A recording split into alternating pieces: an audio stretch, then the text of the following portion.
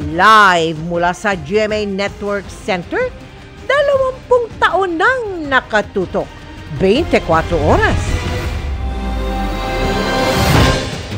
Magandang gabi po Luzon, Visayas at Mindanao.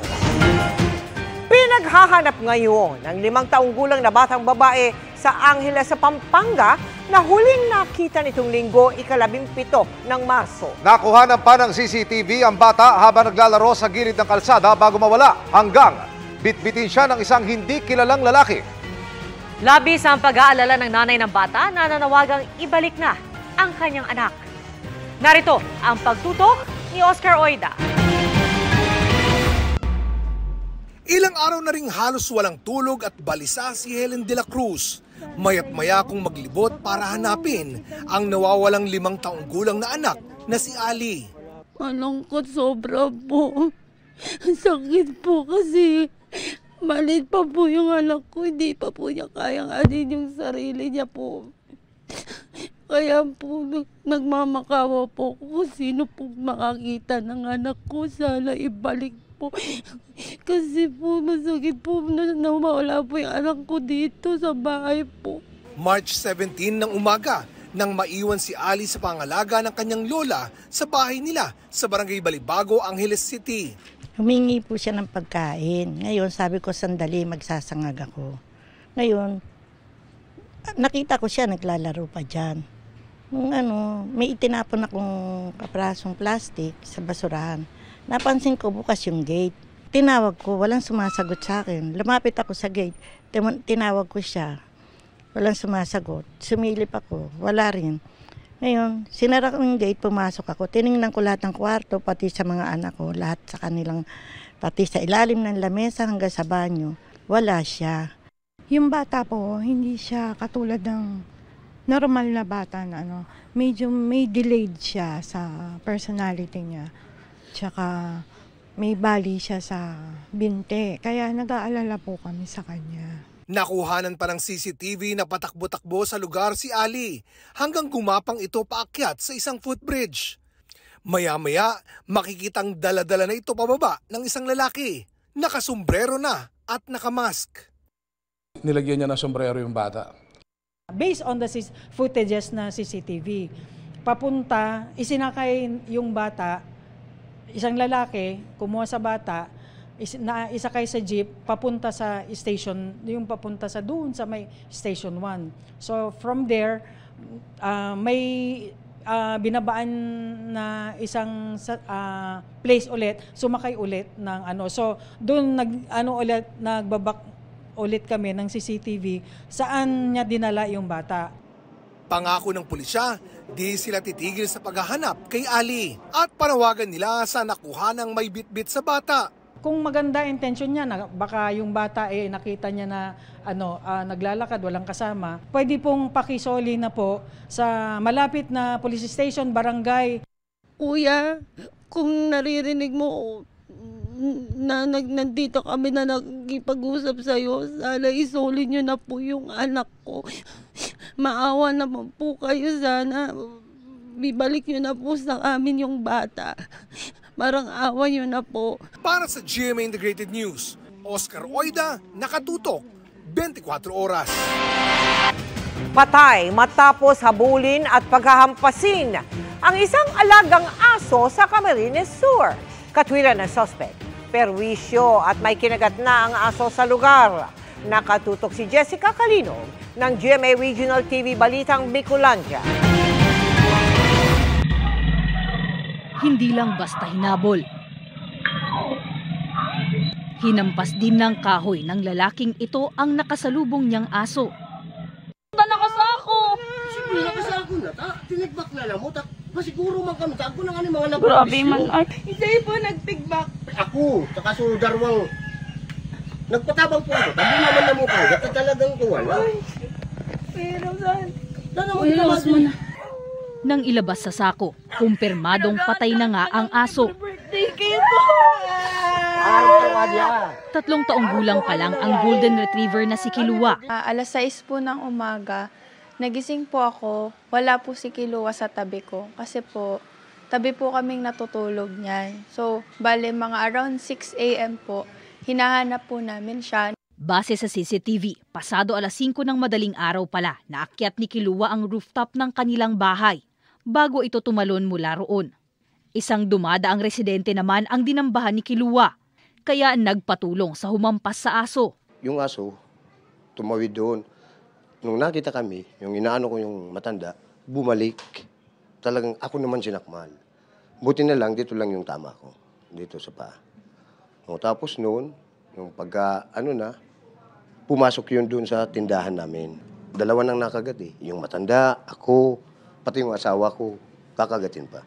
Kaya po nagawa ko yun. Iginiit din sa barangay ng pumalo sa aso na hindi totoong may intensyon siyang katayin ang aso. Humarap din sa barangay ang residenteng kinagat ng aso. Pero kahit nangagat, sabi ni Vina, hindi yun dahilan para brutal itong patayin. Biining complainant talagang desidido, magsampa ng kaso. Pero kung talagang nangangagat na, kay Puan, dakupon muna to, ikulong para hanapon si May Sadiri. Ayon sa Animal Welfare Act, bawal ang pag-abuso at pagmamaltrato sa mga domesticated animal. Magiging penalty niya is 6 months to 1 year ang imprisonment, and meron siyang doon na parang fine or multa na 1,000 to 30,000. Para sa GMA Integrated News, Jessica Kalinog ng GMA Regional TV Balitang Bicolandia, nakatutok 24 oras. Ipinaaresto na ng Senado si Pastor Apollo Quiboloy dahil no-show sa inihaing show cause order. Nakatutok si Salima Refran. Pinaaresto na ng Senado si Kingdom of Jesus Christ founder Pastor Apollo Quiboloy. Pinirmahan ang warrant of arrest laban kay Quiboloy dahil sa patuloy na pagtangging humarap sa investigasyon ng Senate Committee on Women, Children, Family Relations and Gender Equality sa mga umano'y pang-aabuso ng pastor. Walang karapatan si Quiboloy yurakan ang dignidad ng Senado. Ang pangbabastos niya sa institusyong ito ay hindi talaga dapat palampasin. Matatanda ang binigyan pa ng show cause order si Quiboloy para magpaliwanag. Pero di nakumbinsi sa dahilan nito ang komite. Paliwanag pa ni Zubiri, ginawa raw ang lahat ng Senado para padaluhin sa mga pagdinig si Quiboloy. Kabilang pa ang back-channeling. We tried our best, even back-channeling, to ask Pastor Quiboloy to attend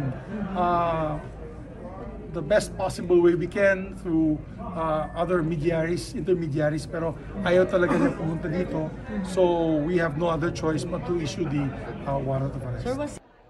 Paniniguro ni Zubiri, oras na maaresto at dalhin sa Senado, titiyakin raw ang kanyang seguridad at igagalang ang kanyang mga karapatan. We can guarantee na he'll be safe in the Senate when he visits, and of course respect his decisions and his answers. Kasi if he of course invokes his right to self-incrimination, we have to respect that also kasi meron na po siyang criminal case na i-file sa kanya ng DOJ. Ang Senate Sergeant at Arms ang inatasang magpatupad ng arrest warrant. Dati nang sinabi ng PNP na handa silang magbigay ng assistance sa Senate Sergeant at Arms. Pero sa ngayon, wala pa raw opisyal na request para rito. Pero paglilinaw ng PNP, limitado lamang ito sa pagbibigay seguridad sa mga miyembro ng OSAA sa implementasyon ng warrant. Samantala, naisampa na sa korte sa Davao ang mga kasong sexual abuse of a minor at other acts of child abuse laban kay Quiboloy at 5 iba pa. Inendorso na rin ng City Prosecutor ng Davao ang kasong human trafficking pabalik ng Department of Justice sa Maynila para isampa naman sa korte sa Pasig. Nauna nang sinabi ng DOJ na hihingi nila sa Korte Suprema na ilipat ang pagdinig sa mga kaso dito sa Metro Manila. May immigration lookout bulletin order na laban kay Quiboloy habang didinggin pa ang ihahaing precautionary hold departure order kontra rin kay Quiboloy ng DOJ. Wala pang tugon ang kampo ni Quiboloy sa aming mga text at tawag. Para sa GMA Integrated News, Salima Refran, nakatutok 24 oras. Uulit sa pagkuha ng admission test ang mahigit 20,000 estudyanteng nais makapasok sa West Visayas State University. Itong pasya ng universidad matapos madiskubring may nag-leak umano ng mga tanong sa exam. Nakatutok si Tina Panganiban Perez. Isa si John sa mga kumuha ng admission test sa West Visayas State University nitong March 10. Nais niyang makapasok sa prestihiyosong universidad para makatulong daw sa kanyang pamilya. Makaobra man sa bangko tapos makabulig sa ako nga pamilya. Pero mapipilitan si John at mahigit 20,000 na kumuha muli ng admission test sa WVSU matapos i-anunsyo ng universidad na posibleng na-leak ang mga tanong sa admission test. Nakibot na kuha pero tanabi para mana-fair. Ayon sa isang kongresistang miyembro ng Board of Regents ng WVSU, malakas ang posibilidad na nagkaroon ng leakage base sa kanilang inisyal na investigasyon. It's not yet 100% confirmed, but it's gearing towards that direction. That during the pilot testing, probably in Rojas or somewhere, may nag-picture ng pilot test. And that was leaked. Tuloy-tuloy ang investigasyon kung sinong dapat managot, mananagot. Inanunsyo na rin ni WVSU President Dr. Joselito Villaruz na ilalabas nila ang resulta ng investigasyon ngayong linggo. Humingi na rin ng tulong sa NBI para rito. Alang-alang daw sa reputasyon ng universidad, kaya nagpa siyang ulitin ng entrance examination. I put forward the proposal of a possible retake, and everybody agreed. Chances are the retake will be mid-April. Magkakaroon ng maraming venues, no? They will be coordinating with the local governments and the universities and other schools all throughout Region 6. Walang bayad yan. Hati naman ukol dito ang mga estudyante. Kapoy man, kailangan gud kay gusto gud maka sa future ko balaha. Mapliti naman kami liwat, travel naman kami liwat. Halindigya sa Banwa pato sa May West. Do kabudlay man kanamon. Para sa GMA Integrated News, Tina Panganiban Perez, nakatutok 24 oras. Sa kanyang pagbisita rito sa bansa, binigyan diin ni U.S. Secretary of State Antony Blinken ang suporta ng Amerika sa Pilipinas sa gitna ng tensyon sa West Philippine Sea. Iyan ang tinutukan ni Ian Cruz at Mariz Umali. Sa pagharap ni U.S. Secretary of State Antony Blinken kay Foreign Affairs Secretary Enrique Manalo, muli niyang idiniin ang anyay ironclad commitment ng Amerika sa gitna ng panghaharas ng China sa mga sasakyang pandagat ng Pilipinas sa West Philippine Sea. These waterways are critical to the Philippines, to its security, to its economy, but they're also critical to the interests of the region, the United States, and the world.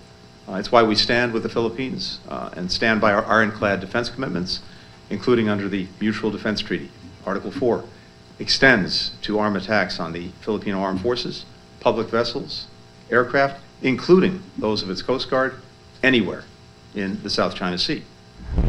Sa panig ni Manalo, nagpasalamat siya kay Blinken at siniguro na naaayon sa batas ang magiging pagkilos ng Pilipinas. I also thanked Secretary Blinken for his government's consistent support, especially with regard to recent incidents in the South China Sea in the past year. And in this regard, we discussed regional issues, especially the situation in the South China Sea, and I stated that the Philippines is committed to managing disputes in accordance with our national interests, a rules-based international order, and international law, especially UNCLOS.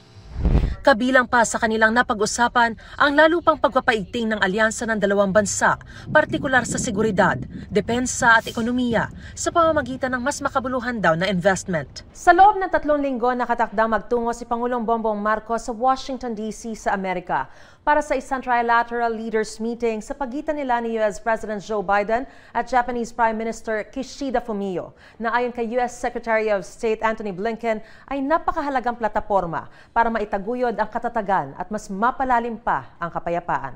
This is a partnership aimed to produce greater cooperation between the Philippines and the United States to enhance Philippine defense and security interests as well as operations on humanitarian issues. They are not aimed at any third country. We're constantly expanding this partnership to meet bigger challenges, to seize bigger opportunities, including semiconductors. None of these are directed against anyone or anything. Kilos protesta naman sa Mendiola ang isinalubong ng mga miyembro ng bagong alyansang makabayan sa pagbisita ni Blinken. Kinundina nila ang pulong ni Blinken at Pangulong Bongbong Marcos dahil naniniwala silang tatalakayin dito ang pagpapalawig ng pananatili at pakikialam ng puwersang Amerikano sa bansa. Hinihinga namin ng pahayag ang Malacanang. Bago yan, nagtungo si Blinken sa isa sa pinakamalaking semiconductor company sa bansa na gumagawa ng chips na ginagamit sa electric vehicles, smartphones at iba pang teknolohiya. Ayon kay Blinken, extraordinary daw ang semiconductor industry sa Pilipinas kung saan nasa 3 million jobs ang nakapaloob. Nagpunta rin siya sa Intramuros, Maynila kung saan natunghayan niya at kinagiliwan ang bamboo mountain bikes. Hinarap din ni Blinken kasama ni Ambassador Mary Kay Carlson ang ilang emerging leaders ng bansa. Para sa GMA Integrated News, Ian Cruz. At ako si Mariz Umali, nakatutok kami 24 oras. Good evening mga kapuso! Turning 18 na in a few weeks si Sparkle star Sofia Pablo na hands-on sa kanyang birthday celebration preps. At yan ay kahit busy din siya sa All Out Sundays at upcoming series with her ka-love team, Alan Ansay. Makichika kay Lars Santiago.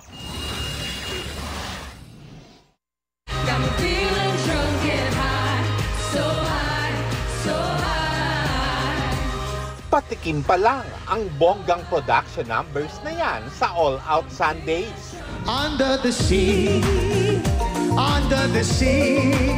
Ayon sa mga mainstay ng show na sina Sofia Pablo at Allen Ansay, mas level up pa ang aabangan sa kanila.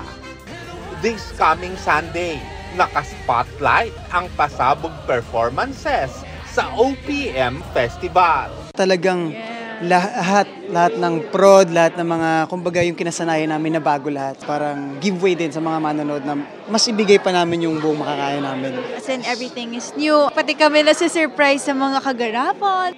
Bukod sa AOS, busy rin sina Sofia at Allen sa paghahanda para sa taping ng bago nilang series. Tapos na po yung auditions para sa iba pang roles. Malapit na siya and mag-start na rin po taping by end of March or first week of April. Iba na naman po, Tito Lars. Ako na naman yung mayaman sa amin. So, kailangan ko na naman mas maging galante. Kumbaga, yung galawan ko iba naman.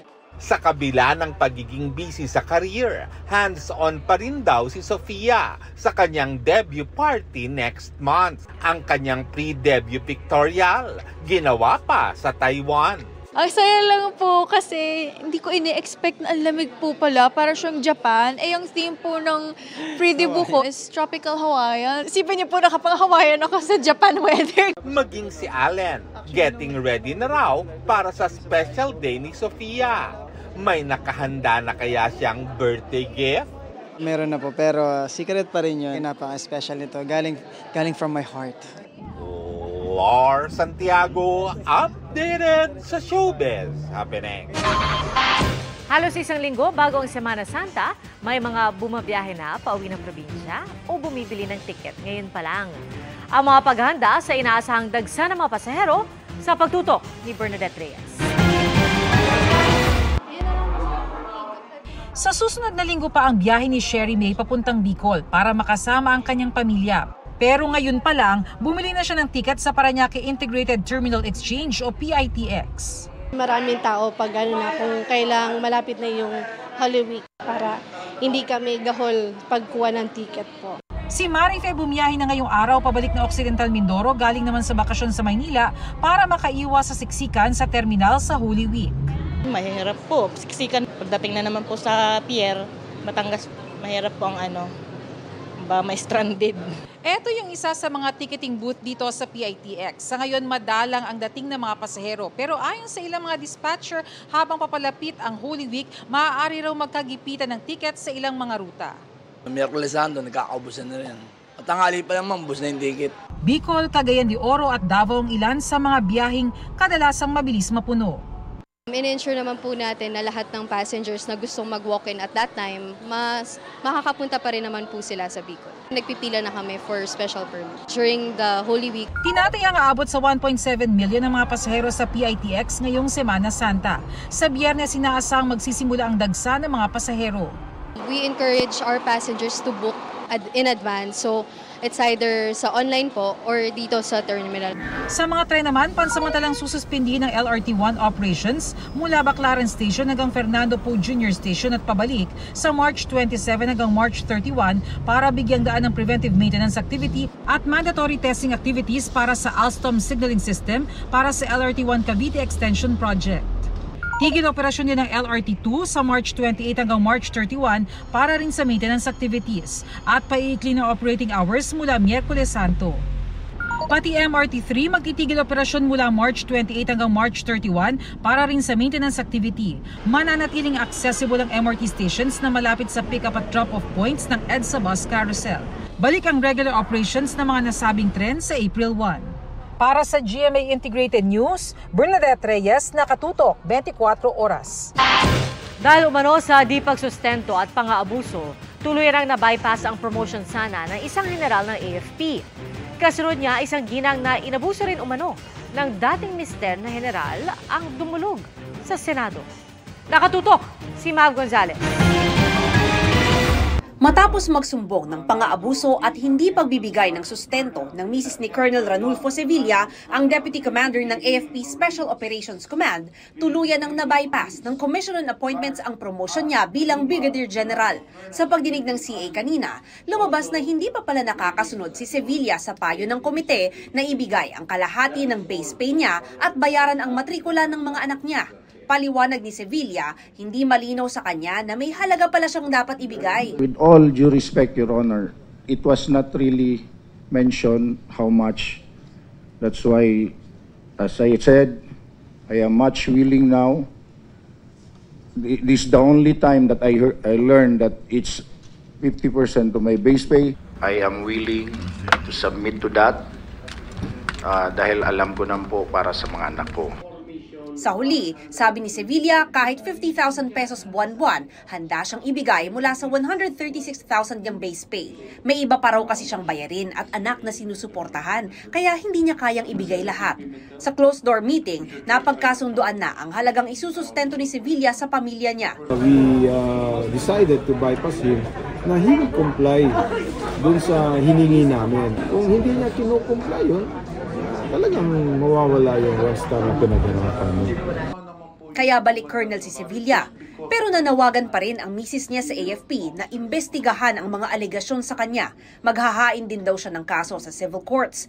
Kwento ni Mrs. Sevilla, may lumapit na rin sa kanya na iba pang mga misis na inabuso rin umano ng mga mister na sundalo. Privately po, marami po nagme-message sa akin ng mga wives, no? But again, of course, there's the fear of retaliation. Kung meron man sila natatanggap na sustento, baka naman daw lalong putulin. Dahil nagsalita kami, nagreklamo kami, ang dating ay kalaban na kami ng buong AFP. Kanina nasa Senado ang isa pang ginang na biktima rin daw ng pang-aabuso umano ng isang general ng AFP. Kwento ng dating misis ni retired Lieutenant General Adrian Sanchez, dating Deputy Chief of Staff ng AFP. Sinampahan niya na raw ito ng kasong violence against women and children, pero dinismiss ng Taguig Court kaya inakyat niya sa Department of Justice. They have a certificate that I was diagnosed with narcissistic personality disorder. Wala naman akong nakausap na psychologist. Na-promote siya ng na-promote. Every time nagpapalit ng chief of staff, pini-revive ko yung case ko. So many wives really suffering. But then, it's not being, we're not getting afforded the right justice. Tinatawag lang kami sa offices to hear our complaints, pero there's really no action. I didn't get any sympathy, I didn't get any support, I didn't get any protection. Nang magretiro ang mister niya noong 2020, wala raw siyang nakuha maski ang anak nila dahil naipa-annul daw ang kasal nila nang hindi niya nalalaman. Sinusubukan pa namin kunin ang panig ni retired Lieutenant General Sanchez. Napaiyak na lang ang dalawang ginang dahil marami pa raw kagaya nilang inabuso at hindi umano tinulungan ng AFP. At that time, feeling ko mag-isa ko lang because I couldn't get support from the military system. They always say it's a domestic affair. Tugon naman ng AFP, Standing guidance po talaga from the Chief of Staff na talaga pong we will be checking on these issues. No? Yes, no, the AFP is maturing na in terms of gender and development. So noon, nung mga previews, may mga ganyang cases. But now we really take it seriously, especially po na marami na rin pong women that are commanding certain units. Para sa GMA Integrated News, Mav Gonzalez, nakatutok, 24 oras. Mga kapuso, unti-unti ulit nagpaparamdam ang hanging amihan pero sa ilang bahagi lang yan ng bansa. Bandang Northern Luzon lang ito iihip habang easterlies naman ang patuloy na iiral sa natitirang bahagi ng bansa. Base sa datos ng Metro Weather, umaga pa lamang bukas may ulan na sa Central Luzon at ilang bahagi ng Quezon. Magpapatuloy yan sa hapon, kasama na rin ang Cagayan, Isabela, Mindoro Provinces at iba pang bahagi ng Calabarzon.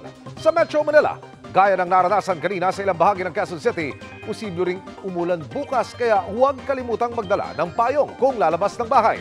May mga kalat-kalat na ulan din sa Visayas, gayon din sa Mindanao lalo na sa hapon. Posible yan sa Caraga, Soc-Sargen at Davao Region. Samantala, dahil nga nagbabalik ang amihan, naglabas ulit ng gale warning ang Pag-asa sa Batanes at Babuyan Islands. Ibig sabihin, magiging maalon at delikado pumalaot ang maliliit na sasakyang pandagat. Tinambangan ang sasakyan ni Bureau of Corrections Chief Gregorio Catapang Jr. sa Quezon City.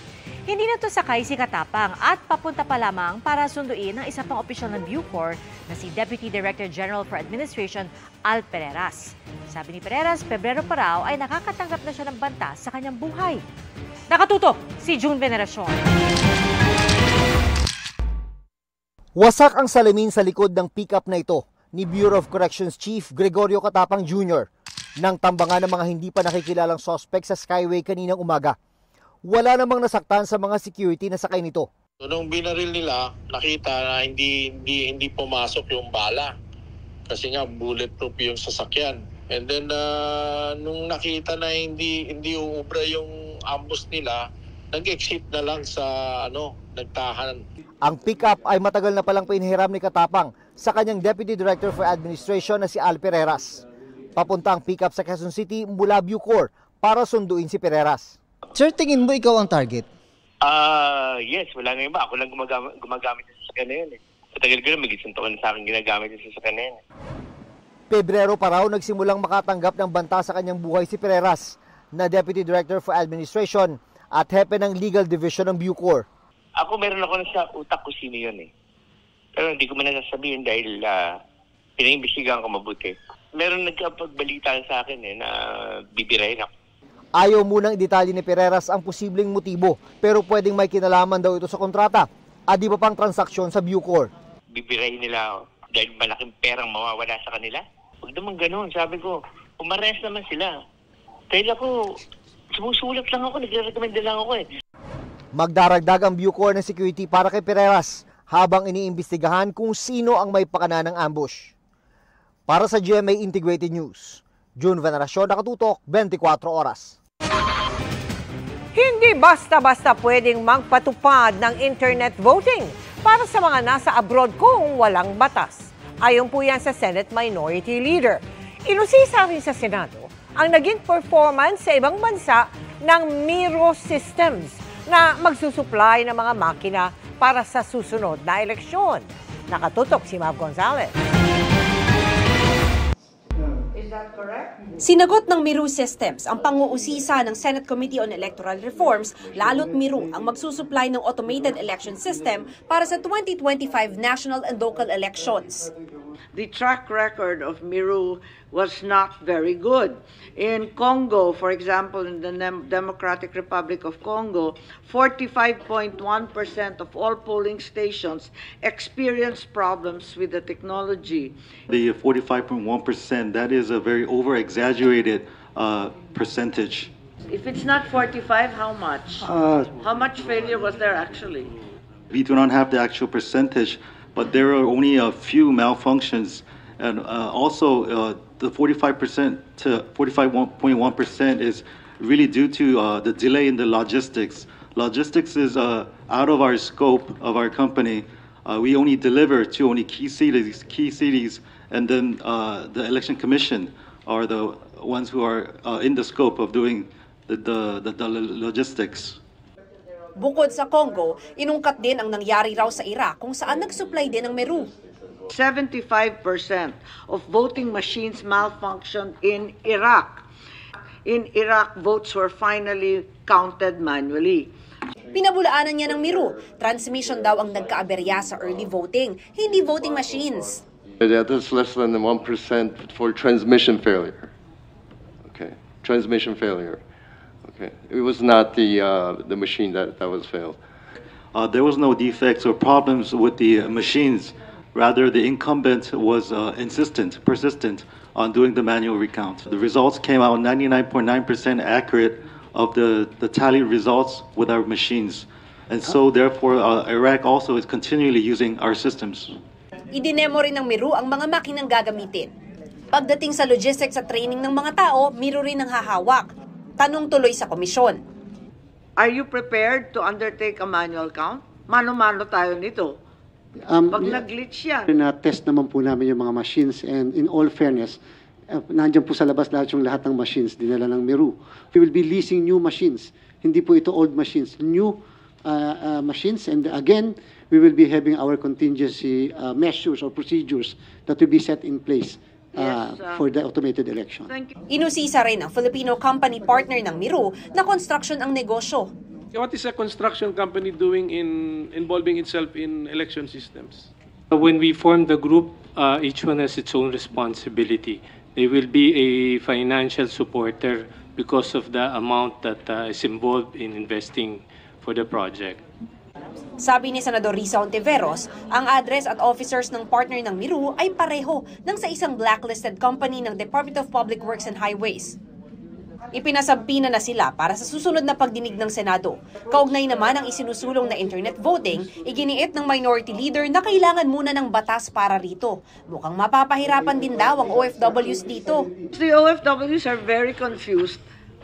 Saan sila sakop? Kasali ba sila dun sa internet voting o dun sa paper ballot? If it's a per-country approach, they're forcing the OFWs to re-register. Everybody needs to re-register or enroll. So baka yung 1 million natin, Mr. Chairman, baka bumaba pa. Para sa GMA Integrated News, Mav Gonzalez, nakatutok, 24 oras. Higit pa raw sa tibay ng bato ang alyansa ng Amerika at Pilipinas na ayon kay U.S. Secretary of State Anthony Blinken ay prioridad ni U.S. President Biden. Inihag niya sa kanyang pulong yan kay Pangulong Bongbong Marcos. Nakatutok si Ivan Mayrina. Ang Secretary of State ng Amerika ang katumbas ng Foreign Affairs Secretary. Siya ang Chief Foreign Affairs Advisor at tagapagpatupad ng Foreign Affairs Policy ng Pangulo ng Amerika. Hatid ni Blinken ang mensahe mula kay U.S. President Joe Biden na buo at matibay ang alyansa ng Pilipinas at Amerika sa gitna ng hinaharap na sitwasyon sa West Philippine Sea.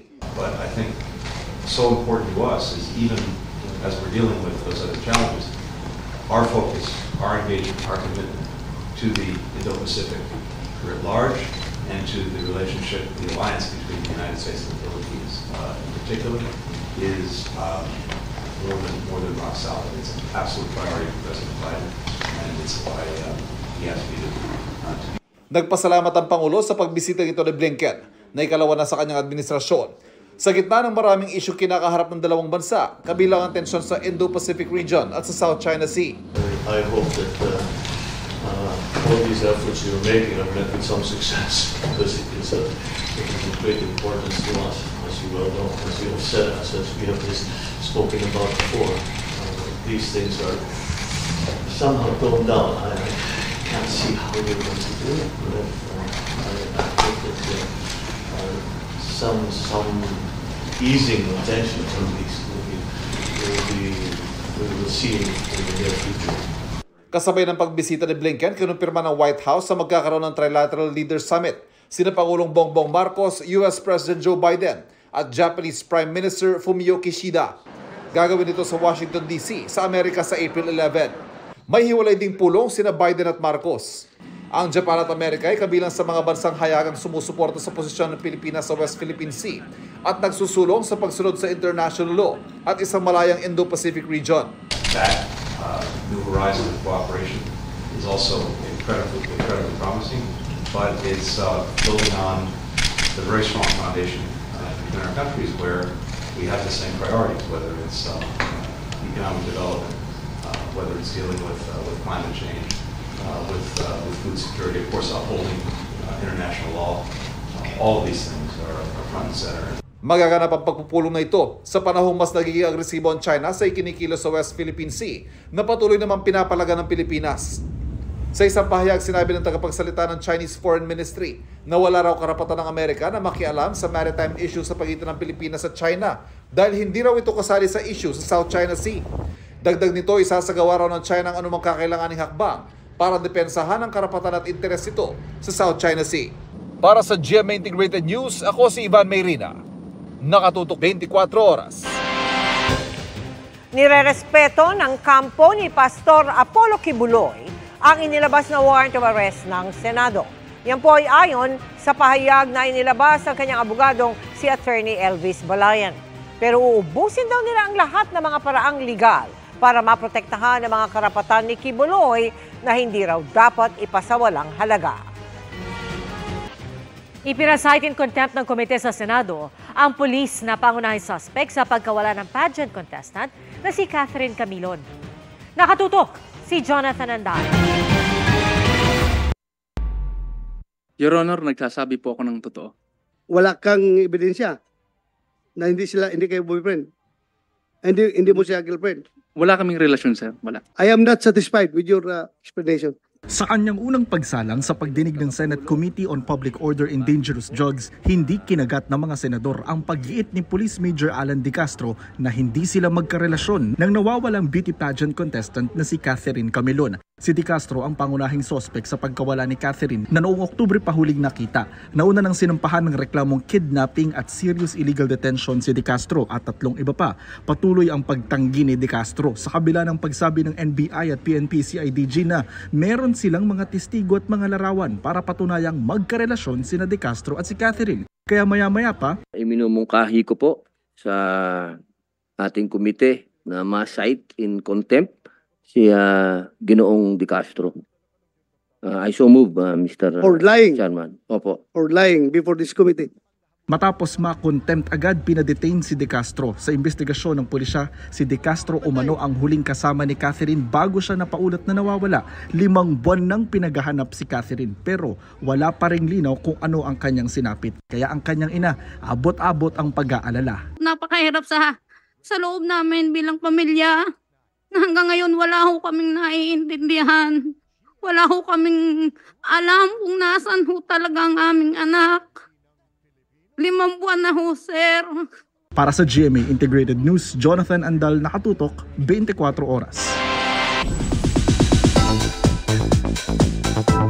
Hindi lang mahalaga dahil minsan na iconic din ang mga kontrabida roles sa television man o pelikula. Kaya bigatin din ang napiling gumanap niyan sa upcoming family drama ng Pulang Araw. Internationally awarded at madalas na bida at ngayon lang muli hahawak ng kontrabida role. Kilalanin siya sa chika ni Katatibayan. Yung kapaknaan mo ang dahilan kung bakit nahimatay yung asawa mo. Mapa-heavy drama, rom-com, Hindi ko napansin may maganda pala ako nakasalubong. o fantasy. Batid mo kung sino ako. Napapahanga niya ang marami sa kanyang husay at galing sa pag-arte. No wonder, deserve talaga ni multi-awarded actor Dennis Trillo ang bansag sa kanyang drama king. Pero si Dennis, may ultimate dream role na ngayon pa lang matutupad. Kasunod kasi ng minahal ng marami na karakter niyang si Crisostomo Ibarra sa Mara Clara at Ibarra. At si Ned Armstrong sa Voltes 5 Legacy. Matutunghayan si Dennis on his first major contributor role sa Kapuso Prime series na Pulang Araw. Matagal ko na rin itong hinihintay eh. Matagal ko na hinihintay yung ganitong klaseng project. Ganitong kabigat na character. Ngayon naman as a kontrabida. May konting pressure pero mas nandun ako sa importansya ng pagkakaroon ko ng challenge bilang artist, bilang artista. Sa dami ng nagawa ko, kailangan ko ng isang mabigat na role na mag-iisip ako at alam mo yun, pag-iisipan ko bawat kilos, bawat galaw, bawat dialogue ulit. So, yun, excited ako sa mga ganun. Hindi Hindi nga raw nagdalawang isip si Dennis sa tanggapin ang role bilang isang malupit na sundalong Hapon. Sabi ko, Direk, sa totoo lang, hindi ako kinakabahan dun sa pagsasalita niya ng Nihongo or Japanese. Mas kinakabahan ako dun sa pag nagtatagalog siya kasi baka magiging nakakatawa. Sino kaya pinaka-excited si Dennis na makabatuhan ng linya? Excited ako magkaroon kami ng eksena ni Alden, syempre. Siya yung hindi ko pa talaga nakaka-eksena, lalo na sa mga ganitong mga drama, ganun. Nakatrabaho siya sa mga variety shows, pero ayun, siguro, yun, excited ako doon. Pag-aanda ko yung eksena na yun. At syempre, excited ako ma-reunite kila David at Barbie. Kay Sanya na nakatrabaho na rin dati. Pag walang taping, hands-on dad si Dennis sa unig kaihan nila ni Jenin Mercado na si Baby Dylan. Sinasama-sama pa nga ni Dennis si Dylan sa kanyang TikTok entries bilang si Saling Kitkit Dylan. Pero pinaka-excited ang mag-asawa sa upcoming birthday ng kanya anak next month. Si Jen, pila niya noon pa na sa Boracay naman kami mag-suspend ng birthday niya. Katatibayan, updated sa showbiz happenings. And that's my chika this Tuesday night. Ako po si Iya Arellano. Miss Mel, Miss Pia, Emil. Thanks, Iya. Salamat sa iyo, Iya. At yan ang mga balita ngayong Martes. Ako po si Mel Tiangco. Ako po si Pia Arcangel para sa mas malaking misyon. Para sa mas malawak na paglilingkod sa bayan, ako po si Emil Sumangil. Mula sa GMA Integrated News, ang News Authority ng Pilipino. Nakatuto kami 24 oras.